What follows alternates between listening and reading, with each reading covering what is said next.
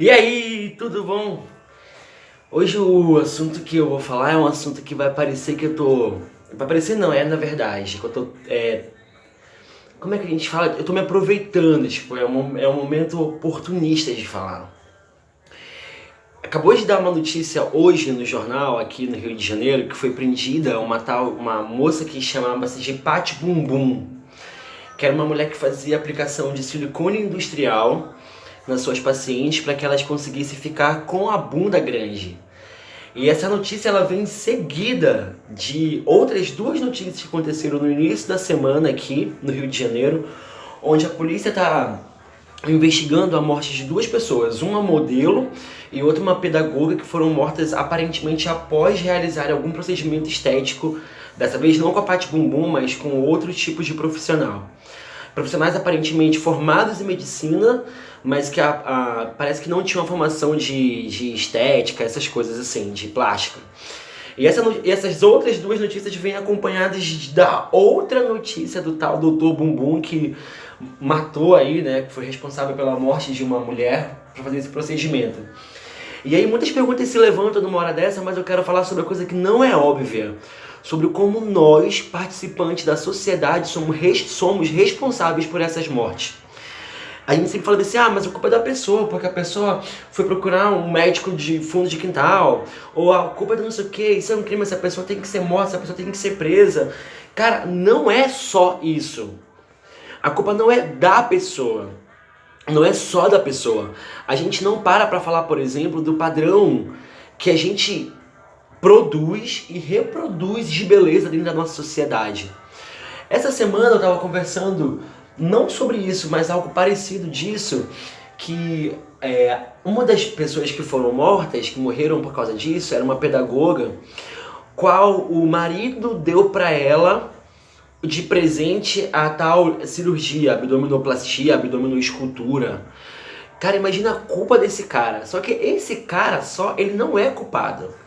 Porque muito provavelmente a própria esposa deve ter chegado e dito assim, olha, é o seguinte, a gente vai fazer aniversário e tal, vai ter uma data comemorativa aqui e eu quero de presente uma cirurgia plástica. Quantas vezes eu já vi pessoas, familiares, amigos, colegas fazendo uma coisa dessa. O parceiro, a parceira, dando de presente uma cirurgia plástica, incentivando essa busca assim idiota de um padrão. Percebam que esse padrão, ele nos é imposto. Ele não é uma coisa que nos deixa feliz, é uma coisa que a gente corre atrás sem saber por que a gente está correndo atrás. Ontem eu tava falando, já prestou atenção como em toda cena de nudez ou de sexo, que tem assim um apelo estético, nunca aparece aquela barriga mole, assim, sabe aquela barriga que cai por cima assim da cueca, que cai por cima do biquíni, aquela coisa, parece um saco de catupiry? Nunca é uma barriga assim que aparece, sempre é aquela barriga lisa, assim, dura igual um pedaço sabe, de osso, assim. Então a gente é incentivado a achar que o bonito é desse jeito. A barriga bonita, ela é reta. E uma outra coisa que eu vi, e quando eu ouvi eu falei, nossa gente, que besteira. Tipo, um amigo meu falou assim, nossa, o cara tinha um corpo perfeito. E aí um amigo que tava com a gente falou assim, não usa mais esse termo, corpo perfeito. Aí eu, na hora que eu ouvi, eu falei, gente, que besteira, falar corpo perfeito, tudo bem. Não, também tá errado. Porque a gente sempre se refere ao corpo perfeito, aquele corpo musculoso. Aí olha como a gente alimenta esse padrão, porque o meu corpo ele pode ser perfeito pra mim, pro outro que me vê, que transa comigo, entendeu? Ou que não transe, meu corpo é perfeito porque simplesmente ele pode estar inteiro, com todas as partes, ou não. Uma pessoa que também não tem todas as partes do seu corpo também pode ser considerada um corpo perfeito. Perfeito para uma coisa, perfeito para outra, perfeito para viver, perfeito para sair de casa, perfeito para um monte de coisa. Só que a gente alimenta esse tipo de coisa. Imagina essa mulher que vai fazer uma cirurgia plástica, o que passa na cabeça dela. Toda vez que, por exemplo, que o marido dela olha uma foto de uma modelo no Instagram, ou a amiga dela, tipo assim, nossa, que corpo lindo.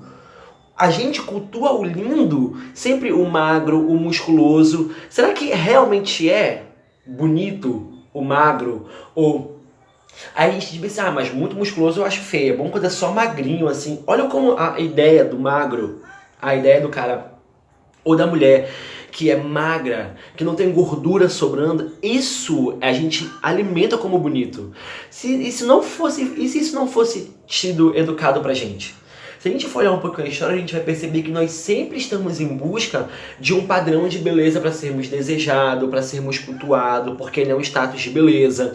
Já houve a época onde as mulheres apertavam pra caramba a cintura, porque aquilo ali era bacana. Na sociedade japonesa, as mulheres, sabe, deformavam seus pés por causa disso. E hoje em dia, a gente vê essa busca, assim, insana do músculo, da beleza, da bunda grande, das coisas. E a gente assume aquilo como bonito. As pessoas nos dizem que isso é bonito. Então, obviamente, eu penso, pô, pra alguém me desejar, eu preciso ser dessa maneira. Eu preciso ter uma bunda assim, eu preciso ter uma barriga assada. E não é, cara. Tipo, por que a gente não pode também cultuar uma coisa diferente? Eu acho que a gente tem que parar de cultuar isso e fazer um movimento forte mesmo, grande de, sabe, postar a barriga, de olhar e dizer, nossa, você é gostosa desse jeito. De parar de, por exemplo, quando passa uma pessoa, essa dita pessoa perfeita, né? Magra, musculosa, assim, nossa, que pessoa bonita. Não, não é. O bonito é quem tá com a gente, sabe? Quem transa comigo, quem não transa. Se a pessoa quer ficar enfurnada na academia, que fique, entendeu? Mas a gente não pode colocar isso como um padrão que isso é o bonito. Não tem isso de bonito. O bonito é de quem vê, entendeu? Então a gente tem que parar de alimentar essa coisa. Então, é um esforço muito grande. E eu sei que, ainda mais eu como professor de educação física, já ouvi muito esse discurso e também já incentivei, sabe? De, o que você quer? Bom, eu quero ficar sem barriga, quero perder essa gordura aqui, quero ficar com um pernão. Tá, vamos lá, a gente vai fazer isso, você vai fazer a dieta, tá. É tipo, parabéns, você conseguiu. Cara, que idiotice, sabe? Mas a gente precisa parar de fazer isso. É muito simples a gente viver essa reprodução, esse ciclo. Então, a gente considera isso bonito porque nos foi ensinado, a gente continua fazendo assim e a gente precisa parar de fazer isso. No nosso discurso, nas nossas postagens, nos nossos likes, na maneira que a gente trata a pessoa que está do nosso lado, e na maneira que a gente trata a gente também. Sabe? Se desintoxicar desse tipo de informação, desse tipo de ciclo, desse tipo de coisa, porque não faz bem. Pessoas estão morrendo, adolescentes estão desenvolvendo distúrbios alimentares porque a gente colocou um padrão de beleza e é isso que tem que ser. Então a gente tem que parar com isso. O corpo bonito é o corpo que a gente tem. Ponto final. Tem que fazer atividade física porque é bom pra saúde, sabe? Tem que sair, caminhar, fazer musculação, ou hidroginástica, ou zumba, ou pular na areia, pular corda, porque faz bem. Não pode comer todo dia gordura porque faz bem. E não por causa de um padrão de beleza que a gente recebeu, não pensou por quê e continua reproduzindo, sabe? Tipo, chega. A gente tem que parar de reproduzir esse discurso. O bonito é qualquer coisa. O gordo, o magro, o preto, o branco, o musculoso, não musculoso. A gente tem que parar de alimentar esse discurso e perceber que a gente alimenta porque a nossa sociedade, os padrões econômicos nos incentivam para isso. Então, tipo, chega. Falou? Beijão.